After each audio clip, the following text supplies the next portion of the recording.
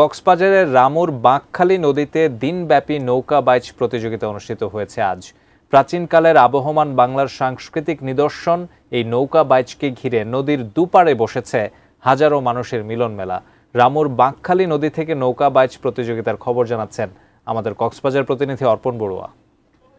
প্রতিযোগিতা অনুষ্ঠিত হচ্ছে কক্সবাজারের রামুর বাঁকখালী নদীতে।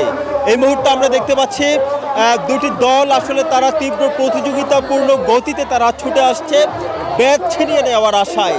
আমরা ইতিমধ্যে দেখতে পাচ্ছি দুজনই লাফ দিয়ে আসলে কাঙ্ক্ষিত ব্যাটটি ছিনিয়ে নিয়েছেন। তবে এখানে যারা দায়িত্বরত রেফারি রয়েছেন তিনি আসলে নির্ধারিত করবেন কে বিজয় হয়েছেন এবং কে আসলে বিজয় হতে পারেননি।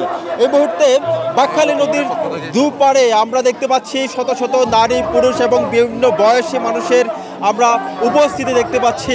আমরা এই মুহূর্তে একটু কথা বলতে চাই যে এটা আরো ব্যাপকভাবে করার কোনো পরিকল্পনা আছে কিনা? অবশ্যই পরিকল্পনা আছে, যেহেতু আমরা এখন প্লেয়ারও আমাদের পাড়ার, খেলার আয়োজক কমিটিরও আমাদের পাড়ার, এবং আমরা বাহিরের কোনো এলাকার কোনো ইউনিয়ন কিংবা ওয়ার্ডের কিংবা উপজেলার কোনো দল আমরা অংশগ্রহণ করতে অনুমতি দেয়নি।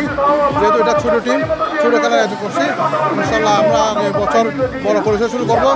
বড় পরিসর শুরু করলে ইনশাল্লাহ আমরা বৃহৎ আকারে অনেক জায়গা থেকে টিম আমরা অংশগ্রহণ।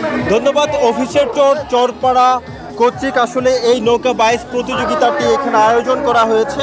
8টি দল এই প্রতিযোগিতায় অংশগ্রহণ করেছেন। মূলত এই প্রতিযোগিতাকে ঘিরে বাঁকখালী নদীর উভয় পাশে আমরা উৎসুক মানুষের ব্যাপক উপস্থিতি, উৎসাহ, উদ্দীপনা আমরা দেখতে পাচ্ছি। কক্সবাজারের রামুর বাঁকখালী নদীর তীর থেকে এটুকুই ছিল এখানকার সবশেষ।